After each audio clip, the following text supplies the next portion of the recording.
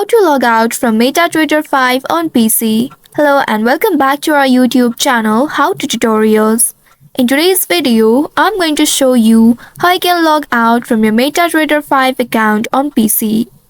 First of all, you will need to open your browser where you are logged into your MetaTrader 5 account. And once you open it, you're in this interface. You'll be able to see three horizontal bars at the top left corner of your screen. Simply click on it and then this menu will appear.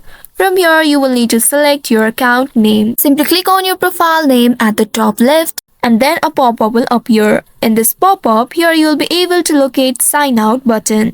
Simply click on this sign out. Once after doing that, again you'll be able to locate the remove button. Simply click on this remove button at the right button and then you'll be able to sign out from your MetaTrader 5 on your PC.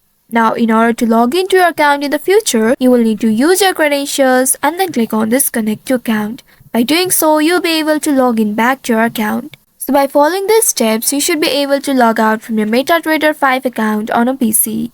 I hope this tutorial was helpful. If yes, don't forget to like, share and subscribe to our channel. Also hit that bell icon to never miss any updates from us. Thank you for watching.